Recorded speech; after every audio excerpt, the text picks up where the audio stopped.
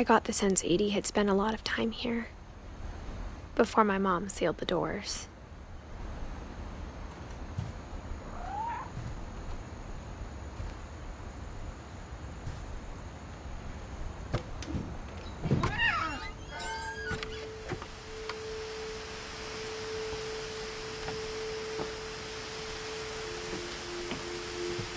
This will be obvious later, but my mom never told me any of these stories.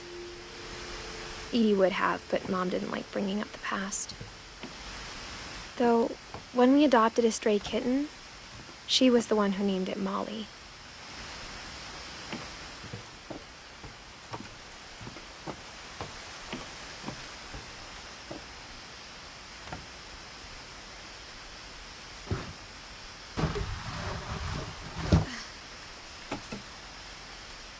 I spent a lot of time in Great-Grandma Edie's room.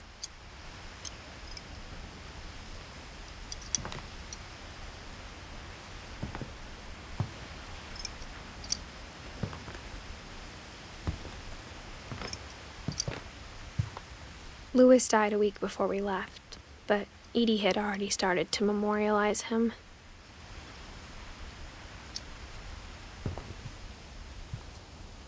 Her room was like a museum.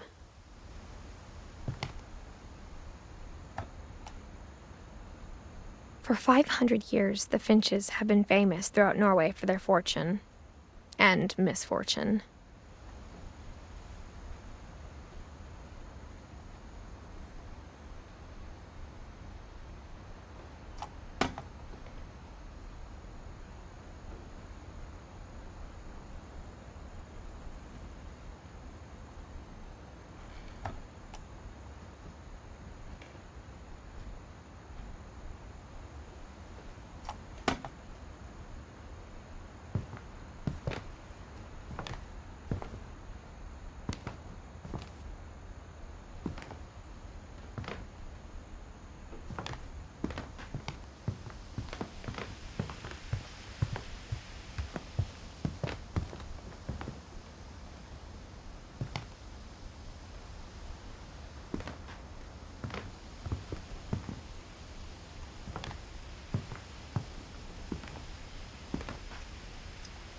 One summer, they evacuated the island, but Edie refused to go. For a few weeks, she was a celebrity.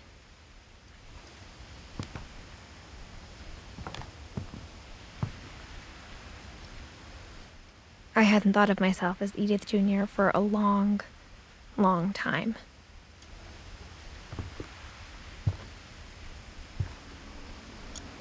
Edie gave a big interview about a mole man living under the Finch house. My mom was furious.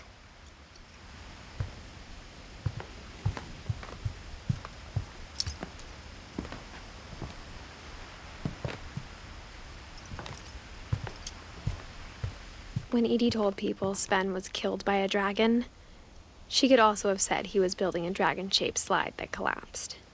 She could have, but she didn't.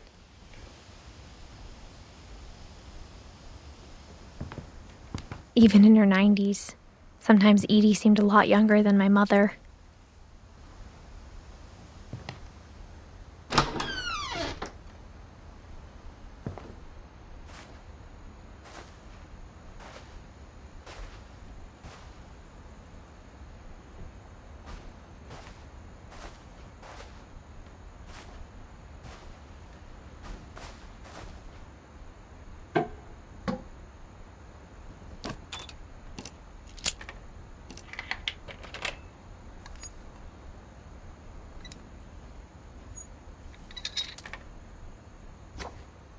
There's a secret in this bathroom.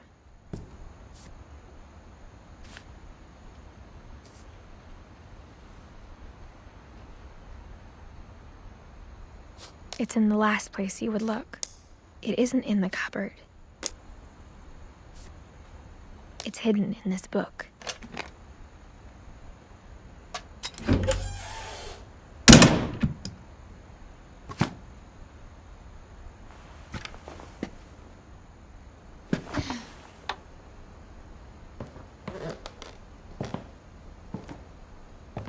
Sven gave Sam an old camera he'd refurbished. He never put it down.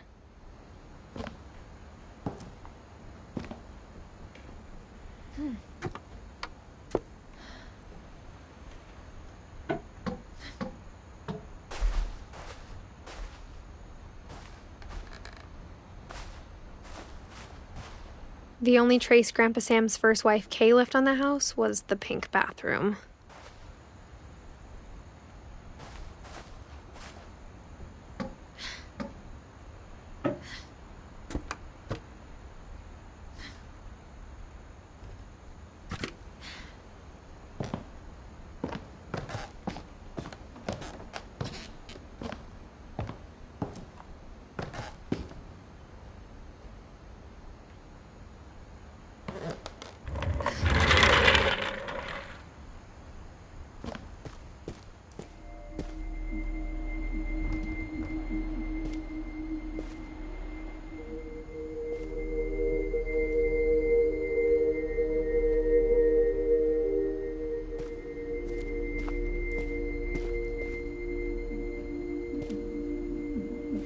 I knew Grandpa Sam had a twin, and that he never talked about him.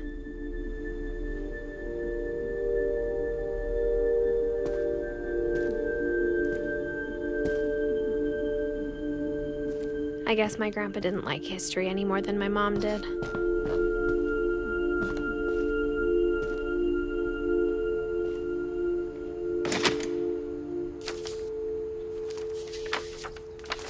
How I Want to Remember My Brother by Sam Finch. The thing I remember is that when he made up his mind, that was it.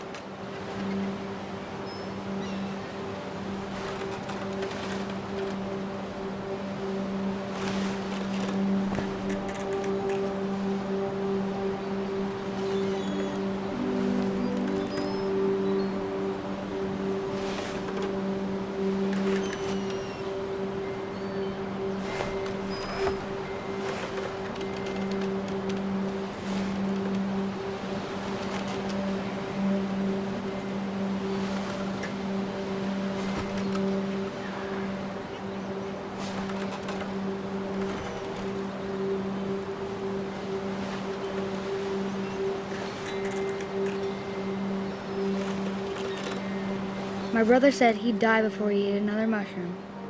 And he did.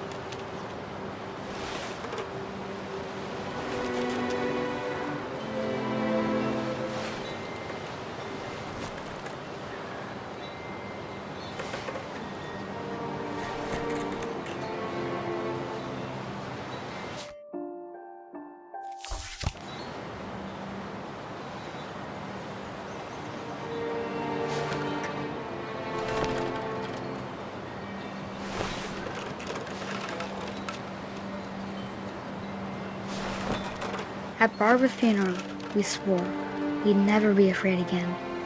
And he wasn't.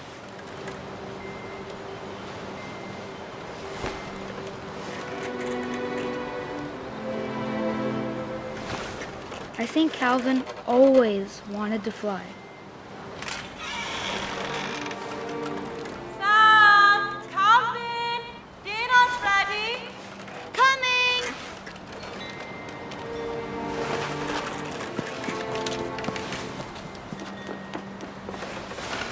But that day, he finally made up his mind to do it.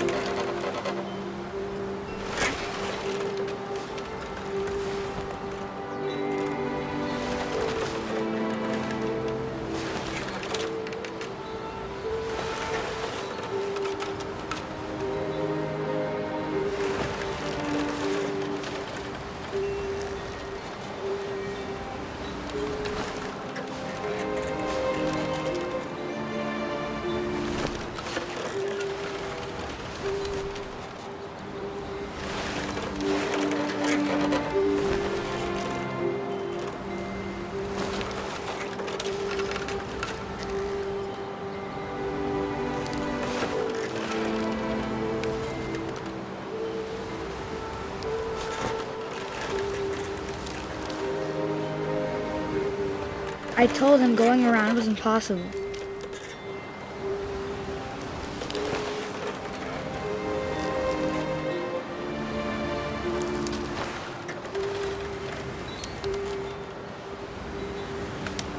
Maybe if I hadn't said that.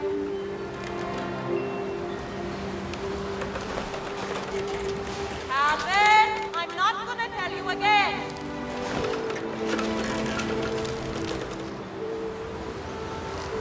Maybe if the wind hadn't picked up.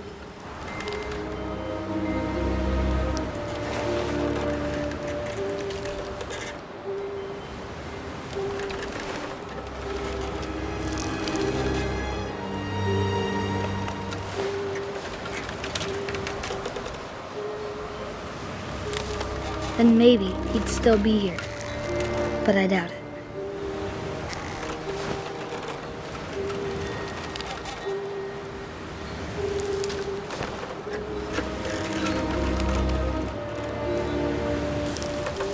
I think he'd already made up his mind.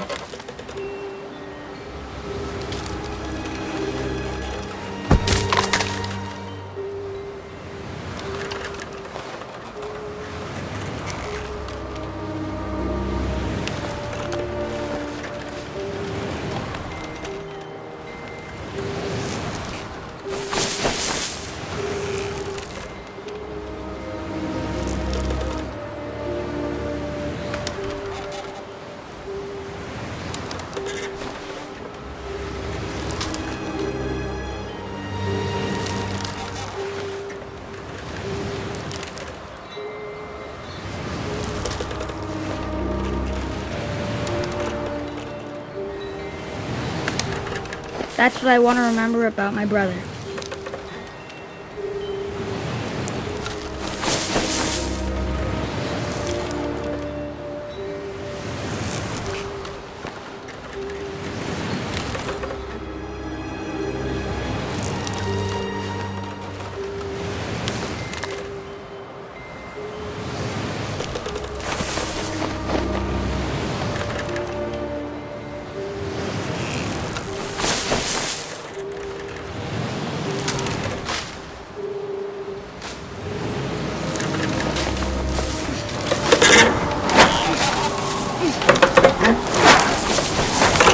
The day he made up his mind to fly. And he did.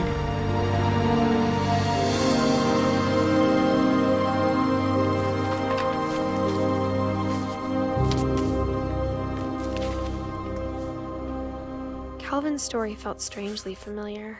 When I was younger, I remember trying to do the exact same thing.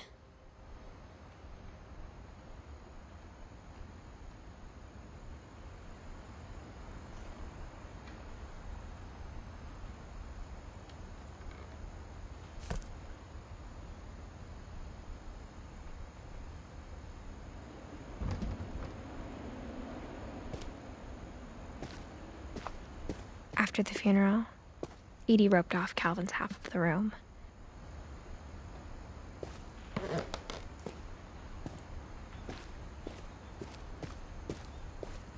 Mom said Grandpa Sam enlisted at 18 and never set foot in the room again.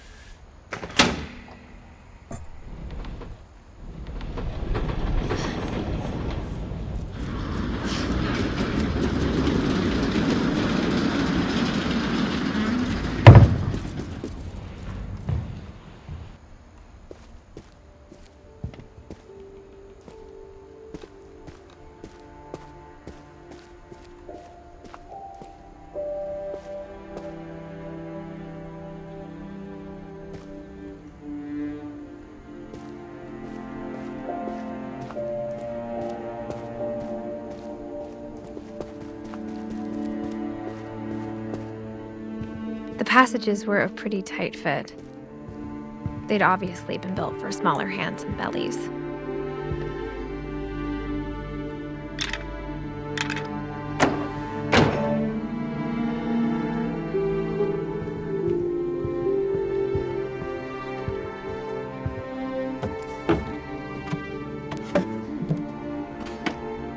Growing up, I always thought of Barbara as a child star.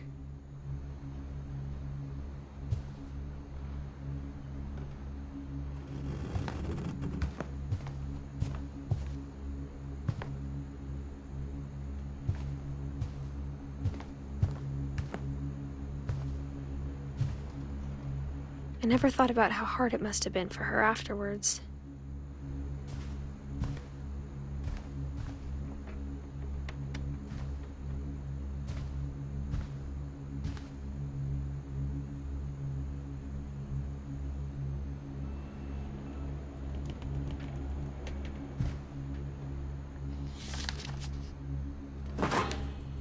Of all the stories people wrote about Barbara's death, I'm surprised Edie saved this one.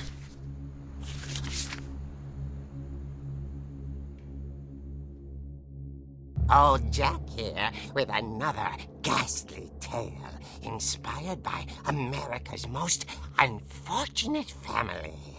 I'm calling it The Surprise Ending of Barbara Finch. As a child star, Barbara was famous for her scream. Now at 16, she was all washed up. A has-been. But in a lucky break, she'd been asked to perform her signature scream at a local convention for monster movie fans. It was just the boost her career needed. Unfortunately, her scream hadn't aged well. Getting better. I think you just need the right motivation. Her biggest fan and current boyfriend, Rick, was about to demonstrate when... Now that was a great scream. It was Barbara's father, Sven. He'd slipped into a table saw and had to be rushed to the emergency room. So Barbara got stuck babysitting her youngest brother, Walter. Her convention comeback was cancelled. Okay, I'm hearing frustration, but I'm not hearing terror. What if I tried... A gang of hoodlums in Halloween masks have been terrorizing Orcas Island tonight. Police are urging residents to... That came from the basement. You're right! Also, I loved your delivery on that. Why is your basement door locked? Because my dad likes making puzzles and secret passages. There's a key hidden in the music box. The secret is to keep winding and winding until finally the key pops out. Thanks, babe. I'll be back in a sec. 20 minutes later, Rick hadn't returned. So Barbara went to look for him, right on cue. She reached for the music box.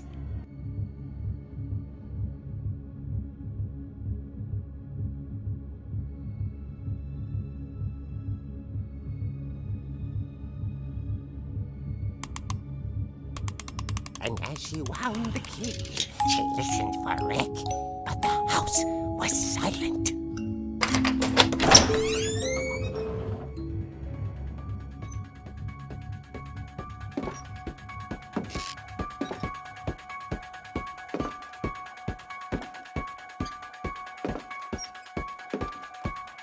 She found Rick's crutch and imagined the worst.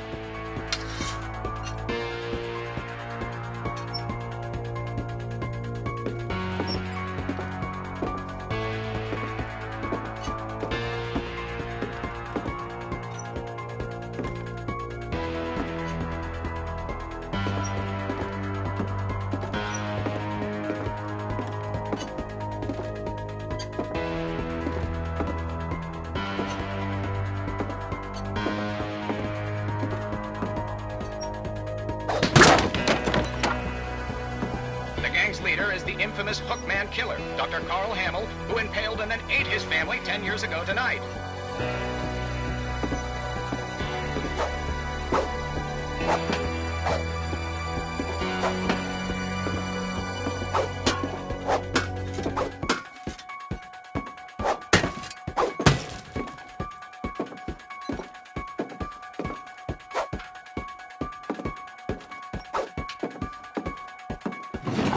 It rattled and grew still.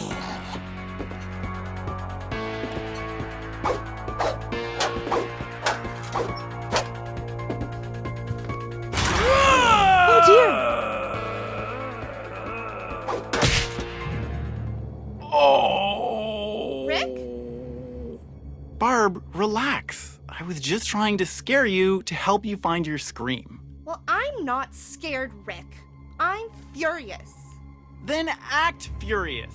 All I'm getting from you now is that you're hurt and confused and you... She threw him out, but she kept a little something to remember him by. Barb, have you seen my other crutch? And she was still holding it when she fell asleep watching the late picture show. Hours later... Barbara! Walter, what's going on up there? Ah! Okay, I'm coming up, but if this is a trick, you're dead, Walter.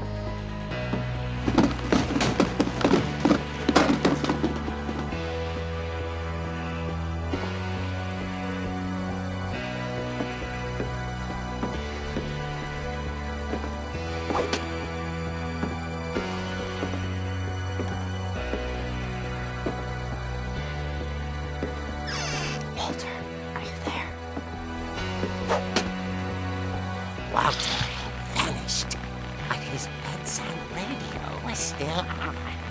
Orcas Island police describe the man as 6 feet tall, with a steel hook for a hand. Residents are urged to lock all doors and windows and notify the police of any suspicious activity. Barbara turned, saw the hook man, and was speechless. He was quite smashing. And he was. He couldn't get enough of Barbara. Okay, Barbara, there's gotta be another way out of here.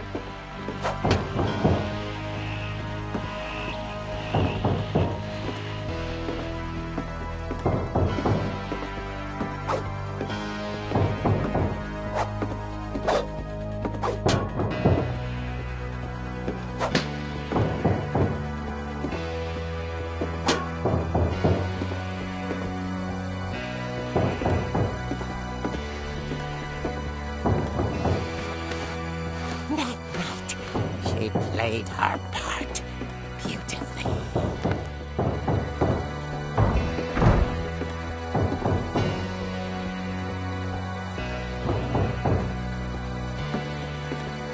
Molly's door hadn't been opened in years. The hinges groaned.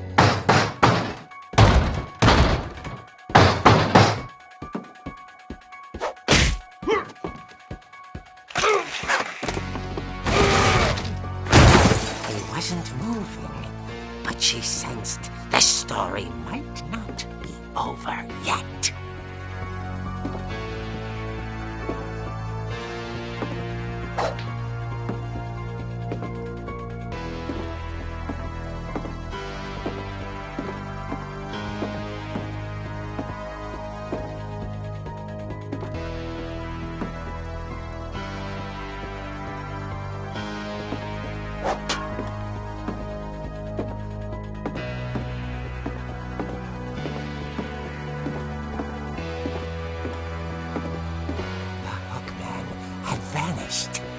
She listened for his breathing, but all she heard was...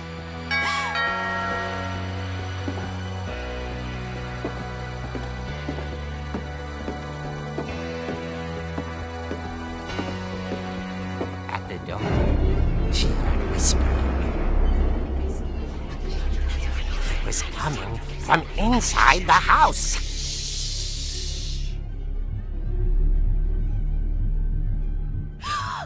Oh dear. The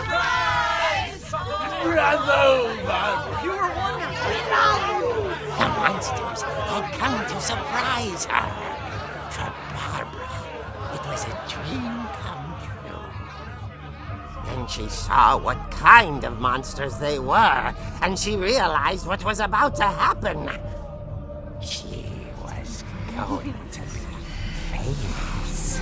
And with her final breath, Barbara Finch gave the performance of her life.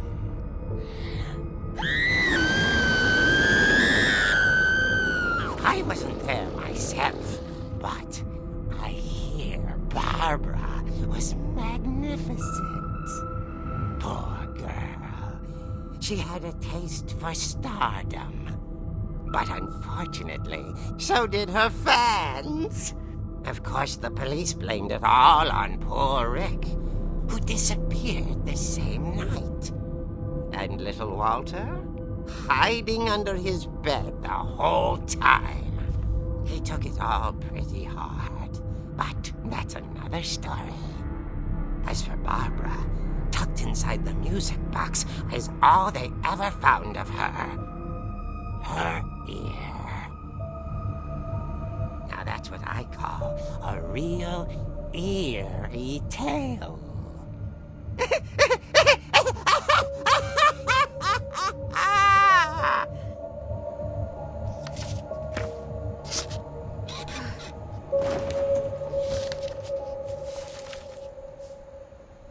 Edie told me all Barbara wanted was to be remembered, as absurd as that comic was.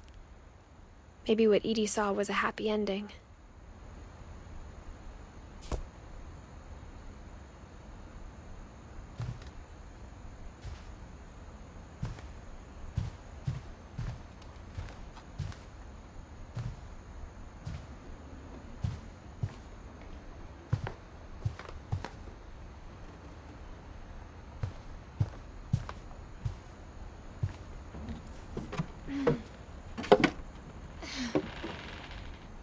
I guess now I know why Mom didn't like me playing with the music box.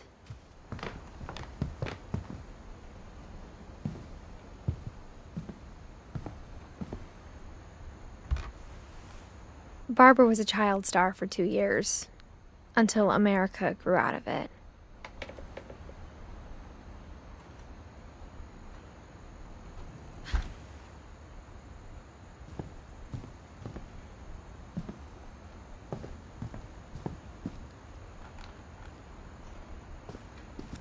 Mom must have locked the third floor stairs on the night we left.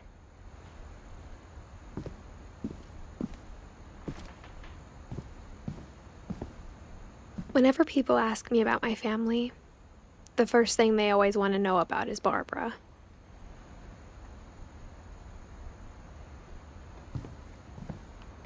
It's funny. All those times I played with the music box and never found the basement key. Edie's father, Odin, built the original house.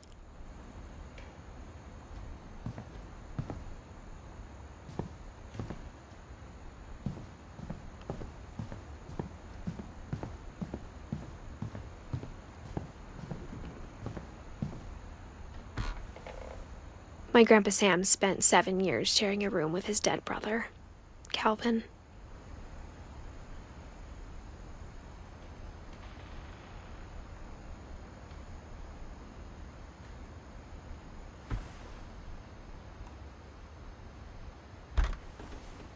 As a kid, I just assumed every house had peepholes and sealed rooms you weren't allowed inside of.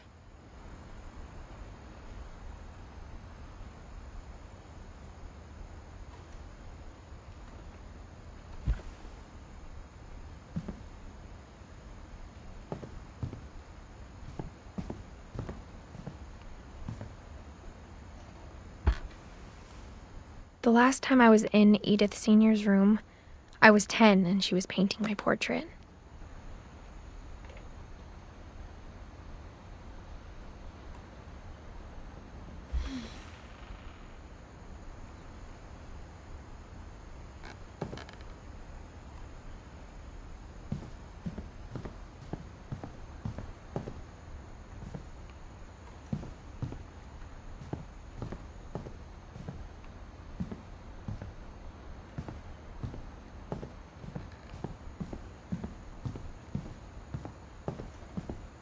I wonder if that comic was right about there being a key inside the music box near the basement.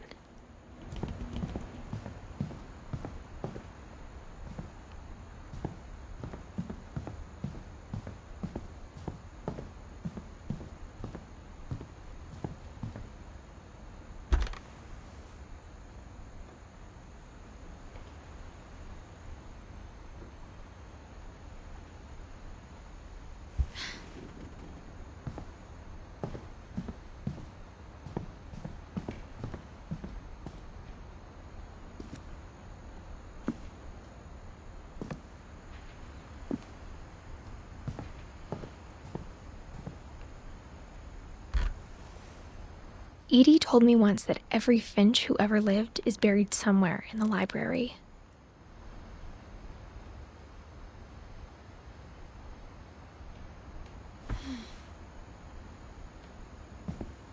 A lot of things got left behind in the whirlwind of that last night.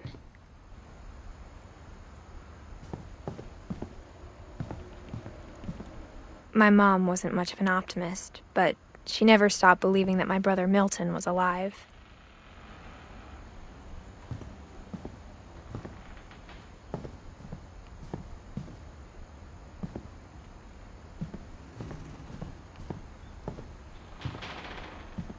Maybe I should go check out that music box down by the basement.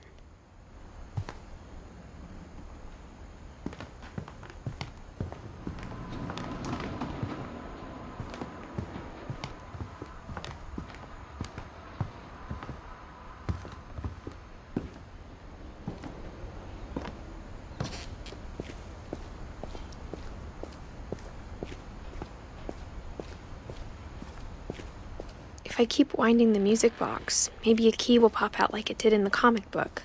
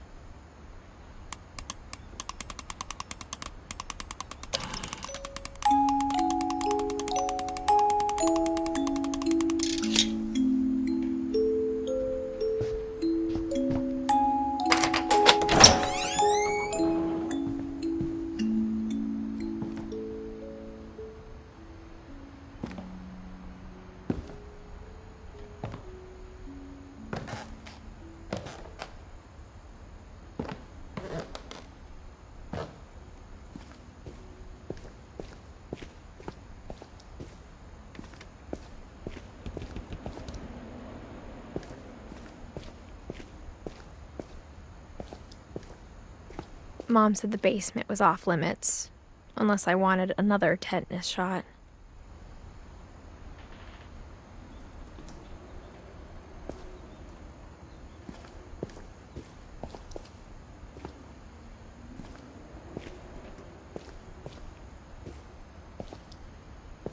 I saw Edie sneak down to the basement once, carrying packages.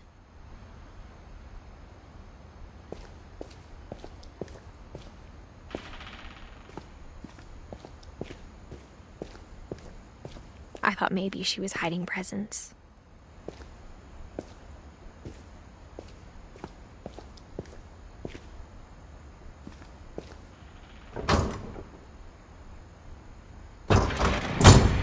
It turned out she was hiding a lot more than that.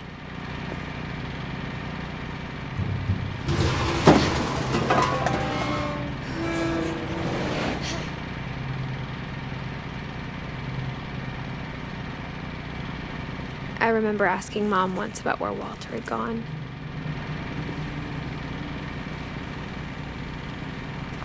She said after Barbara died, he got as far away as he could.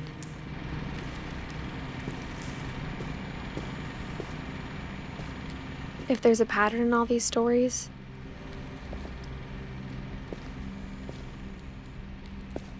I think it's that none of us has gotten very far.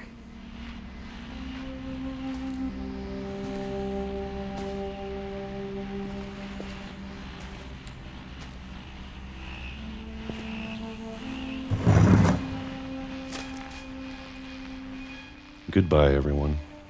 I can't believe I've been down here for 30 years.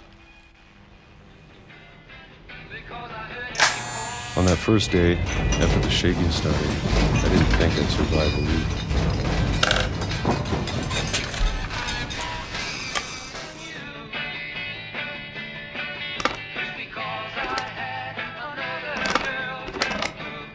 But after a few days, I settled into a routine.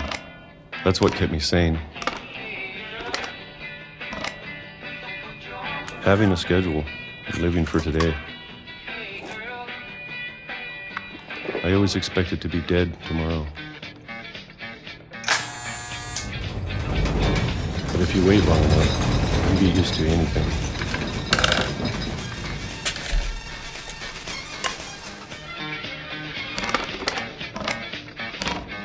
Even a monster on the other side of the door starts to feel normal. Almost friendly.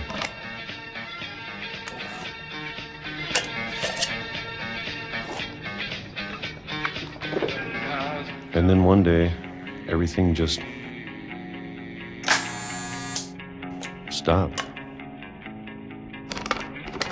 Whatever that thing was, it was gone. Maybe it got tired of waiting. Or maybe I just got tired of being afraid.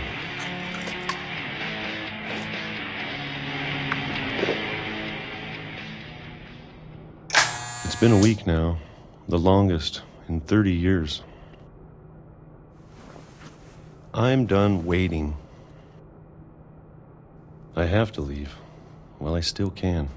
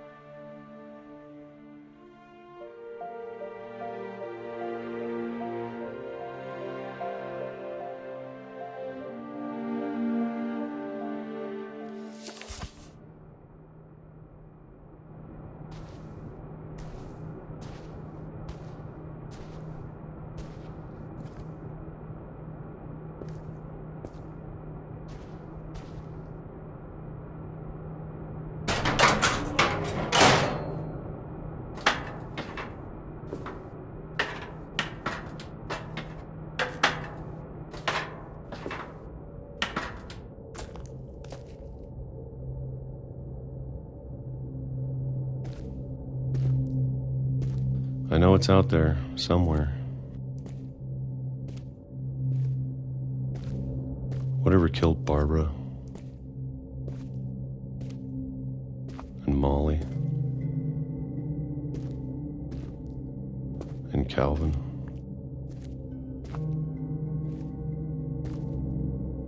Maybe this is all a mistake. But I need to stop living the same day, even if it kills me.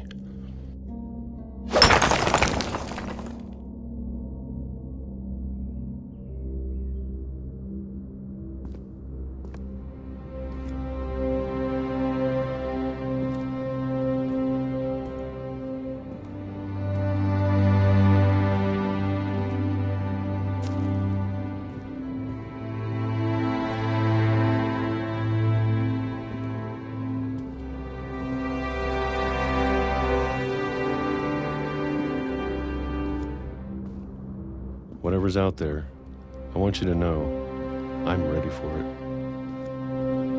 I'm going to appreciate all of it, especially the food. I don't mind if I only have a year left,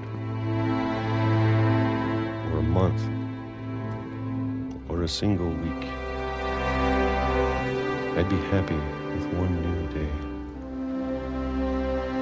I can already imagine the sun on my face.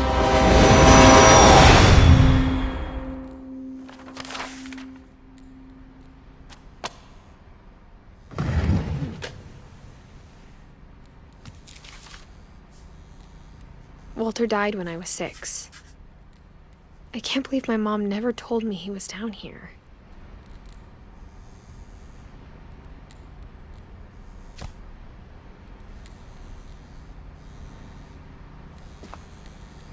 I'm sure my mom was trying to protect me.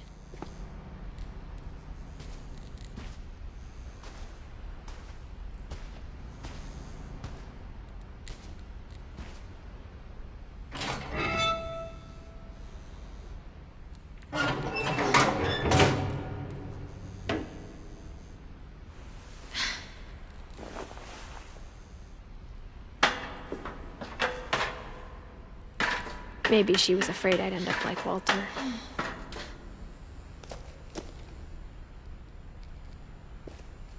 But if she never told me about an uncle under the house, I can only imagine what else she was hiding. I don't want to make the same mistakes she made.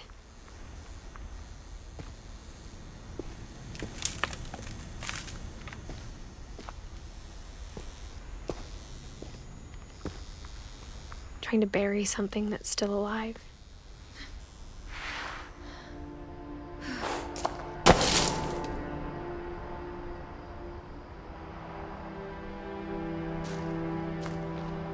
Now that there's only one of us left, or maybe 2, I thought it was time I heard the stories for myself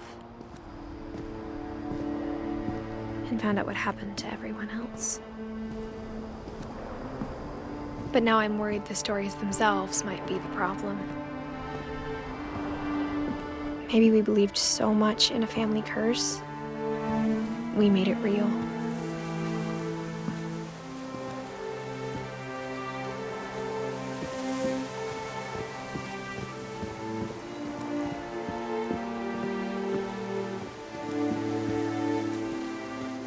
I don't know if I should even be writing this.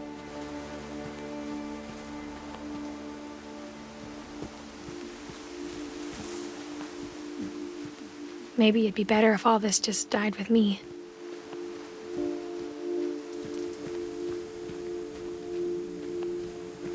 But I thought you should know about your family.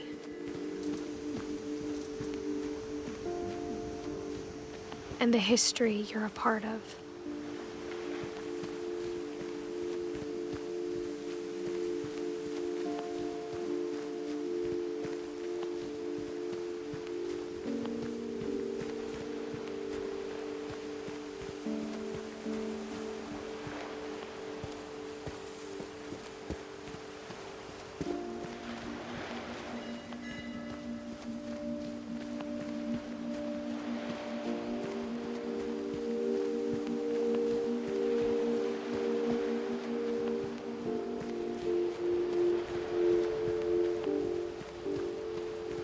Though to be honest, I feel as lost as you probably do right now.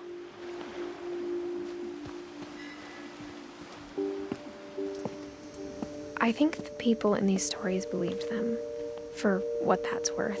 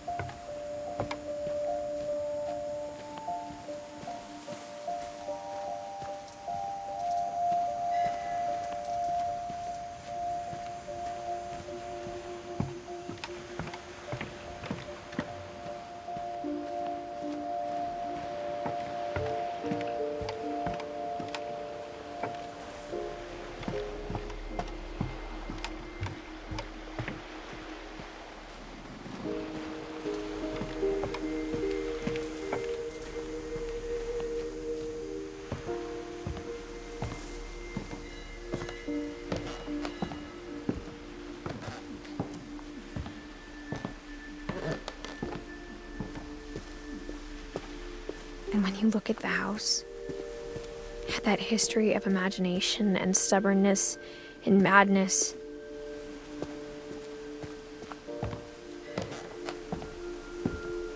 any of it seems possible.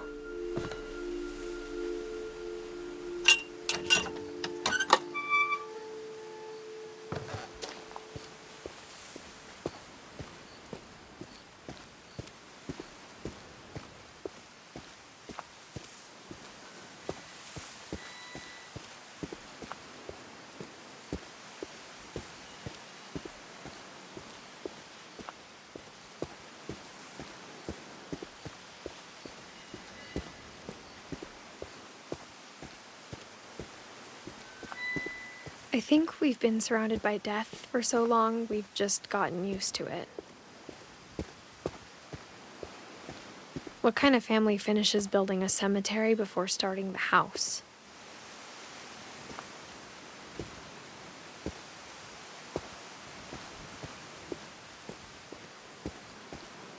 It's embarrassing for me to admit this, but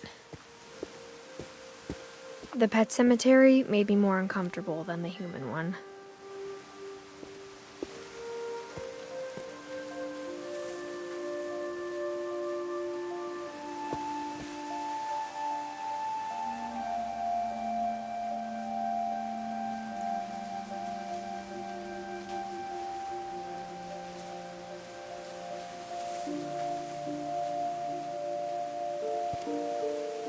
Three of the gerbils were mine, and 2 had been my fault.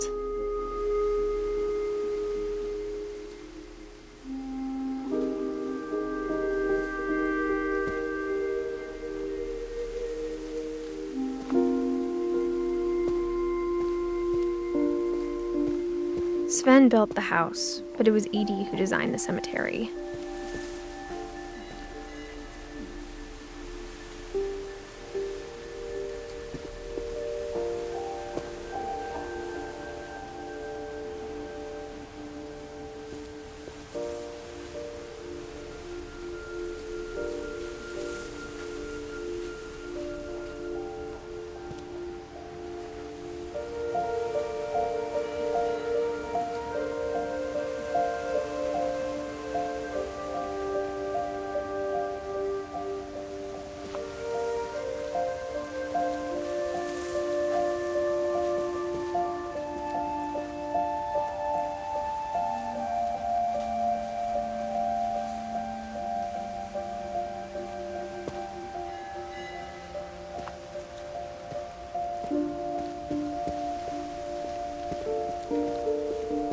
I'm sure Odin's monument had been Edie's idea. My mom was always trying to move on, but for Edie, the past never went away.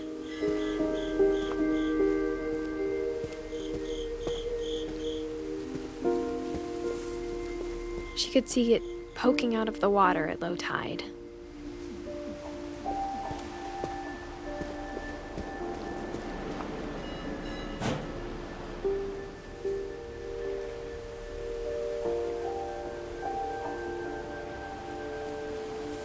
Edie said she dreamed about the old house every night.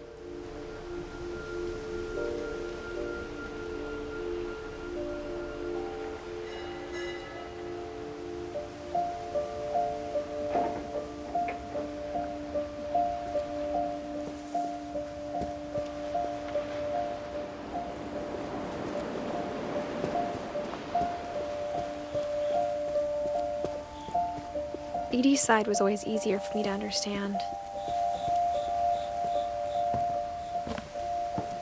But the older I get, the more I can see where my mom was coming from. Her dad had been pretty strict, but it wasn't enough to save her brothers. She was just trying to do better.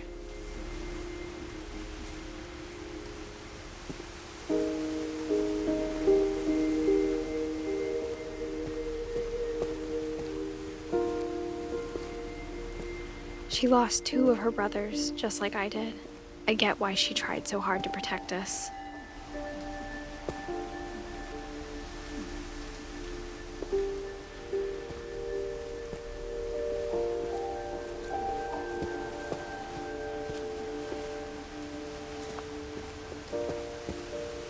We never found Milton's body, so my mom insisted we were putting up a monument, not a tombstone.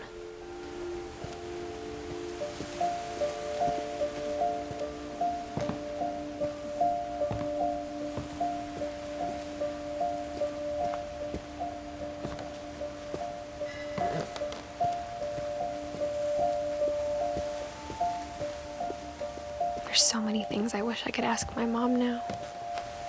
Part of me thinks this is what she wanted all along.